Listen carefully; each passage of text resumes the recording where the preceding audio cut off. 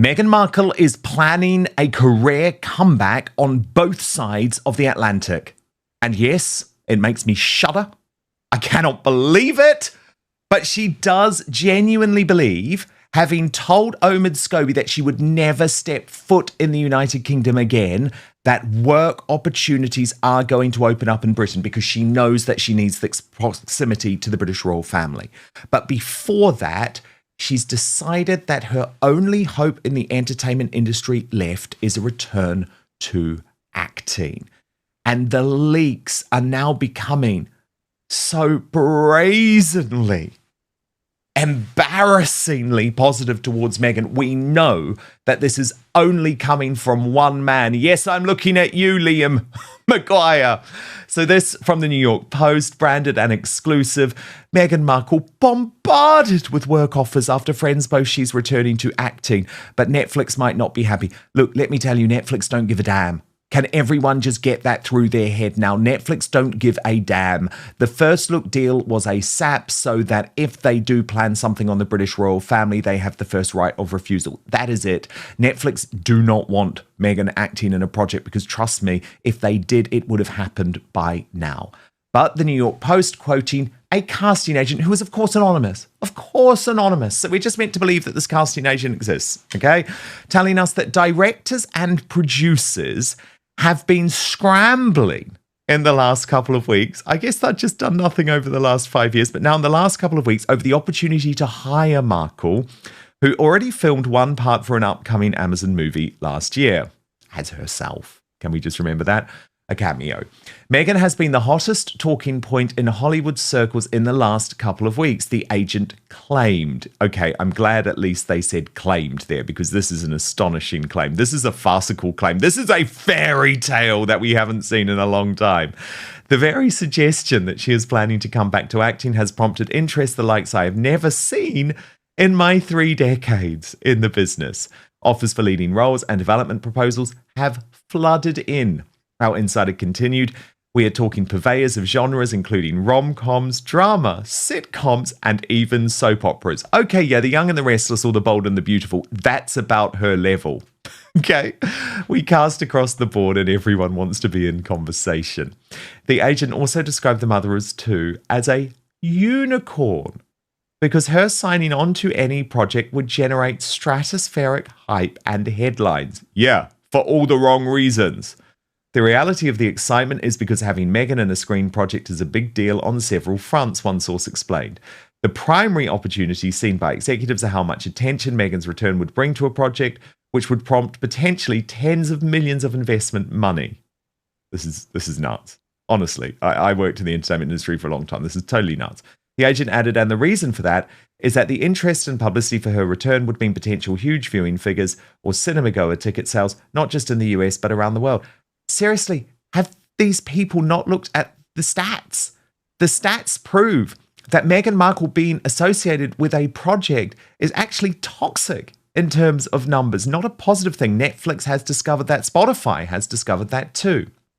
But the New York Post, and I thought better of them actually, went on to report the fascinating development, I would argue the fascinating fantasy, has emerged even though Meghan has refused to act a Netflix project despite her having a multi-million-dollar deal. It is irrelevant how her Netflix shows have fared because this is Meghan back to her first career, which she's enjoyed experience and success in, the casting agent shared. Her standing as an actress has always been solid and she was immensely popular in Suits. A return to her being involved in dramatics on screen rather than in the drama with her family issue off screen is very appealing. Okay, so I'm just going to call it now. I genuinely do not believe that they are quoting a casting agent. I believe they are quoting someone on behalf of Meghan Markle here because I know exactly what she's trying to do. The problem is she thinks she's much smarter than she is. This is very transparent to me. This is about Meghan trying to reposition herself after the Netflix disaster, after the Netflix flops. So that's why they are quoting quite clearly here this idea that it's irrelevant how she fared over on Netflix because she wasn't acting on Netflix. But that simply isn't true. Anyone who knows the business of Hollywood knows that headliners are absolutely booked for major projects based on their popularity. And popularity translates, by the way, whether you're talking about a non-fiction project or an acting role. So that's why Meghan has not received any big Hollywood signings for acting, because it is very clear that she would be a box office hindrance rather than a box office help. And then I think that's why you get to Rob Shuter's revelation about the United Kingdom. And I really do believe this, because Meghan knows that as much as she hates us, and I really do mean that, she hates British people. She really does. She hated everything about her time in England, her time in the royal family. As she has pointed out, the only thing that she misses is the Heart radio station, which, by the way, can be streamed from overseas. She doesn't have a good word to say about the United Kingdom. However, Meghan Markle is a businesswoman, and she knows the business is failing, and she knows she has to find a way to start working here again, because that is where the proximity to the British royal family builds. So Shuter is reporting that she has major meetings and a 2027 launch now in her sights. He says she's playing the long game and it starts now, and that would make sense with the potential trip coming if the security issue is sorted to Harry's satisfaction.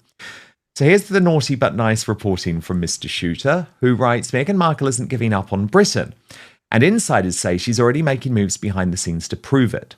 Sources tell Naughty But Nice that Meghan has held multiple private meetings with UK partners in recent months. These would all be on Zoom, of course, where hopefully she hasn't hung up this time if the person on the other line says something that annoys her. Shuter says it's laying the groundwork for a carefully planned return despite her popularity hovering at historic lows. She knows the numbers aren't great. One insider says, oh my goodness, that's the art of understatement again. This isn't denial. She understands it's an uphill climb, but she's not backing down. And this is what Tom Bauer has actually always credited Meghan for. She does have this remarkable ability to push ahead, even after the types of blows that would cause most people to go into hibernation, to retire from the industry. Instead, insiders say Meghan is focusing on a targeted strategic re-entry, and one project is already generating buzz. There is real interest in an edited collection tied to her lifestyle brand, the source reveals, something curated, very intentional and very her. Well, I can tell you right now that's going to work. That's not going to work. Sorry. Anything connected to Was Never is done. It's over. So seriously, give that up. Shuter says the timing is everything. The goal is to align it with the 2027 Invictus Games in Birmingham. Of course it is, and that's revolting, by the way, because that's Harry's thing.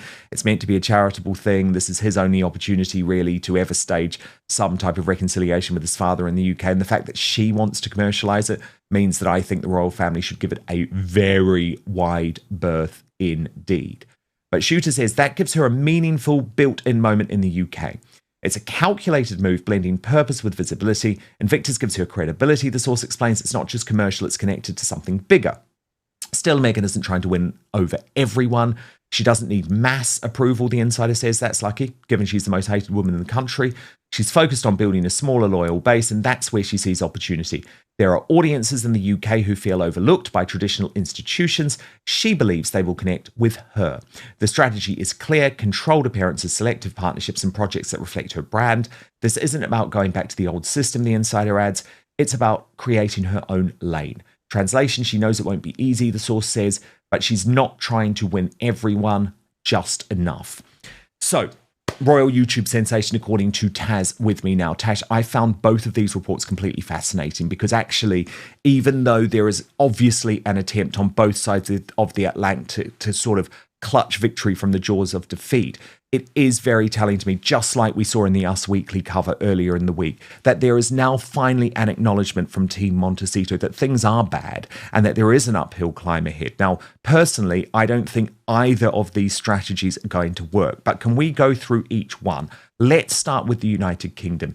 Is there really an opportunity for her here? Even if it is just, say, Tash, with quite a woke organisation, which seems to be what Shuter is hinting at. Is there any opportunity for her to sort of regain her career footing in Britain, where I think the public does feel much, much more hatred to her compared to other countries? I don't think so. I mean, like anything that Meghan gets involved with, she's always coming in far too late. She walks in like she's the person that's invented the wheel. And you know this, Dan, from all of the different reporting and all the different areas that you cover. Woke is out. It might have been really popular and it was everything that everybody was getting involved with, you name it, about 5 years ago. But right now, the UK has turned its back on woke. There are more and more people fighting back against all these random ideologies and all these various other ridiculous things that came out with the push of wokeism. So Meghan trying to come in now, even with a woke organization, it's just going to be an epic backfire. People have had enough of people preaching the liberal champagne socialists. Meghan never practices what she preaches. So no, with regards to any sort of organization that would take her on, she's box office poison. That's not just her acting career.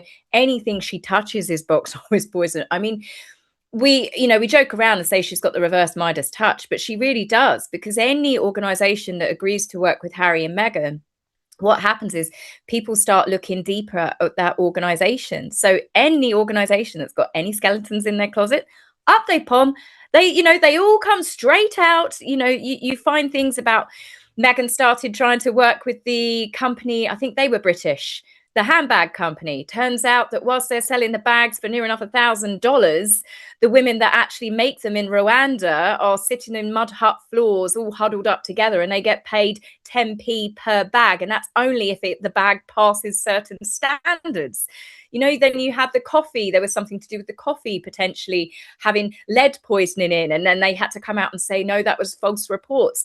Everybody that has ever worked with Meghan, people just look deeper and deeper at the organization. So I think anyone that thinks, oh, maybe we could use Harry and Meghan is going to quickly find out that it's going to backfire on them. I've not seen a single partnership, a single organization that they've teamed up with where it hasn't gone wrong in one way or another.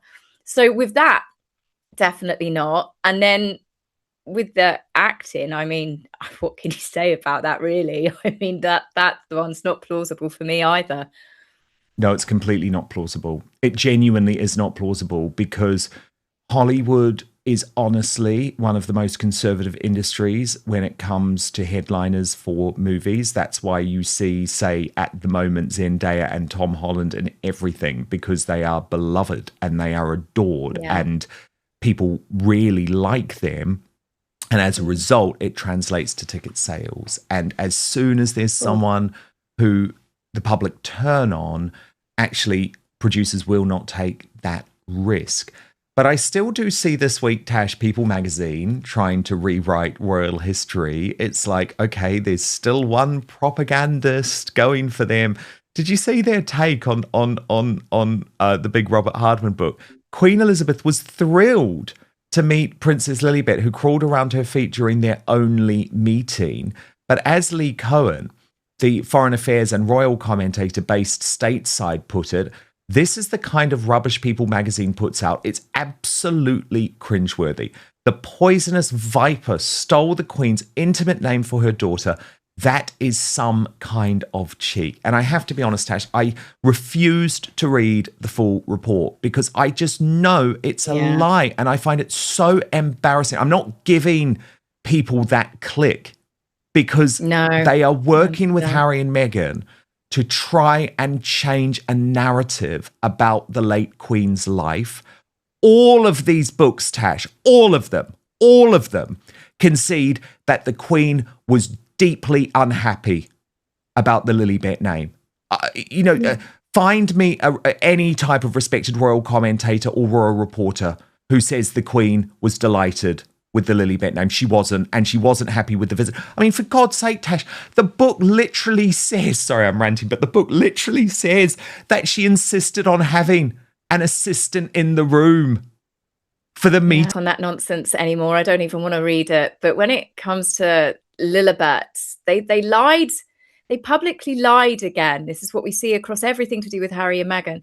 When it came out, the report started coming out that they said that they would like to name their daughter after the Queen, it was obviously never mentioned it was Lilibet. And we've since learned that they'd already copyrighted, they bought the website names before that conversation had even happened with the Queen. So it's clearly obvious they had no intentions of asking the Queen's permission. They were going to do it.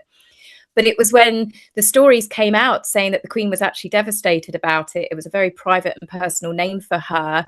You know, it was the one thing that was hers that no one could take from her, and yet they found a way to take it from her. And they quickly put out saying, no, we had a phone conversation with Granny. She gave her permission. She was delighted. She was more than happy. So they lied about it. They caused so much heartache and heartbreak for Queen Elizabeth. And I still think that was one of the most vindictive things that they could have possibly done to her, because Harry, above Meghan, would have known how personal that name was to her, especially after Prince Philip, who was, I believe, the last person to actually be alive that called her it. Maybe her lady in waiting that was her long-term friend, but otherwise she, you know, that name was being laid to rest, because anybody who had ever called it had passed. It was just one of the most vindictive things, and there is a long list of vindictive things that they have obviously done over the years, especially, as I said, towards Queen Elizabeth. But to see articles like that, yeah, of course they try and rewrite it. And I'm still not convinced, Dan, that little girl ever met the Queen, because when they flew back, there was never any sign of those children getting off the plane. There was no baby carriers, no buggies. They reported on it at the time because the paparazzi were there and waiting at the airport, and they saw Harry and Meghan get off, but there was no sign of nannies and children. Yet we're expected to believe that they didn't sneak a photograph, maybe not with the Queen, but even inside the palaces with everything that those two have snuck pictures of over the years. So I just think it's like you said, that's intriguing, isn't it? I mean, look, what I do know is that they desperately wanted a photo with the Queen, and she would not go there, and good on her for that. She put her foot down on the photo issue. I have to say, I've also lost respect, Tash, for Patrick J. Adams this week. You know, he gave that interview where he made it clear, I would say, that he's not a big fan of Meghan, and she was rolling her eyes at him all the time on the set of Suits, and clearly hadn't written him a handwritten letter, but he was sort of trying to protect her. And then this interview goes viral. We played parts of it on the show. And so Meghan cringeworthily gets in touch. And then Patrick, rather than keeping this private, which I think he should have, because he didn't need to do this, posts, gave her a promo. Worth the wait. Thank you, Meghan, for the deliciousness. And thank you, Not Skinny But Not Fat, which is the podcast, for helping raise awareness about my jamlessness. And as Nancy said, he said, what a freaking loser. I'm embarrassed for him. I mean, I feel a bit sorry for him, Tash, but he didn't need to do this. He really didn't. We actually had much more respect, I think, after the interview, when he'd sort of made it clear that Meghan was not a particularly nice person and that she'd pretty much ghosted him. So he didn't need to lower himself to this. I think he should have just accepted the jam and not posted it publicly. And not said anything, because you know that would have got right up her nose. That would have irritated her more. But yeah, I mean, I think all of the Suits family that she had, let's not forget that not a single one of them, despite Meghan saying that they were her family, were allowed to come to the evening reception of her wedding to Prince Harry. They all flew over. They were allowed to go to the church service, but then they went off and went and had karaoke somewhere in London. I think they ended up in Soho because they weren't invited to the evening. So that shows, even back then, what Meghan really thought of her castmates. It was just everybody that comes into Meghan's life, they're important to her until she finds someone that is more important, and then people are discarded. But yes, it was rather cringeworthy when I saw that he posted that. It was the deliciousness bit. It made me cringe internally, like with Nacho Figueres when he was biting into that slice of toast and he said, "I love your jam." It just gives me the ick. This gave me the ick as well. He should have had a little bit of dignity there, I think. I know, and no one believes it. No one believes it. Delicious jam? No, we saw that jam. Nothing delicious about that. It's not even jam. Well, that's what I was going to say. It's not jam. It's a spread. And Tash, look, it would be remiss of me not to ask you about a couple of the big moments of the week. And I know lots of people are saying to me, Dan, the photo of Prince Harry and Eileen Gu was old and was taken last year. That is not my understanding. My understanding is that this was a recent picture and that Meghan was not on the holiday, Tash. And look, I think what we know for sure is that Eileen Gu was on holiday with Justin Trudeau and Katy Perry. Meghan posted this video at the same time. But regardless of when the picture was taken, it doesn't change the fact that Harry looks like a pig in shit alongside Eileen Gu. It is easy. It is simple. Just hit that subscribe button on YouTube. That's because over 50% of you watching this video haven't done that yet. And it is the best way. You see a smile like that. Yes, I've seen contrasting stories saying that they're old photographs. But it's funny, I can't remember the name of the Olympic skier, but Catherine and Prince William just paid tributes to someone recently, and I think it was to do with perhaps lessons. I can't quite remember, but it was something to do with the Wales children, and they paid tribute to an Olympian skier. And then it's just weird that a few days later you get this uploaded of Harry, of course, with Eileen. Is it Eileen or Ellen Gu? But yeah, I mean, he did look happy. He did genuinely look happy. When is the last time you've seen a photograph of him looking that happy with Meghan, apart from when he looked really drunk when he was at the Beyonce concert with her? But yeah, genuine. I think William had, I presume this is what you're referring to, Tash. William had sent a letter to Lindsay Vonn. That's it. Do you remember during I think Lindsay Vonn had that terrible training crash at the Olympics. I mean, it's funny because apparently, Paula Frolick was telling me this, Eileen Gu didn't actually represent Team USA at the Olympics. She represented China. So there's a bit of a question mark around her in America now about whether she's a traitor to her own country. And I thought, well, Tash, they suit each other perfectly because Harry is a traitor to his own country too. I just thought, what a combo. Birds of a feather, as they say. That's another perfect example. Yes, I did read about that as well. So, and she is on Raya, Tash. She is on Raya. Now, Raya is the app where single celebrities look for other celebrities. So, at the very least, I imagine it was quite a flirty conversation, put it that way. Yeah, I mean, Harry's got a big grin on his face. He was obviously having a great time, but perhaps he just likes being in the company of Justin Trudeau. So that smile could have been for him. Don't know if anyone feels that, to be honest. I just feel sorry for Eileen, stuck between the two of them, really. I know. Although she was loving it too. And of course, it was her who put this picture out there, and then Meghan posted the video of Archie. And it's like, don't think we're so stupid to believe you are on this holiday. You are clearly not on this holiday. You hate the slopes. And of course, when she did post the video on Instagram, she just said, "My boys, quick learner Archie's so proud." But what I thought was particularly awful is that her propagandists like People magazine tried to make out as if Meghan was on the holiday. And I honestly do not believe she was. They tried to imply that she was the one filming it, and having actually watched the video, I remember Meghan at the Invictus in Whistler screaming, sitting in a tubing toboggan. So she's not what I would call sporty, and someone that has ever probably put. It was done by a professional. It was done by a professional.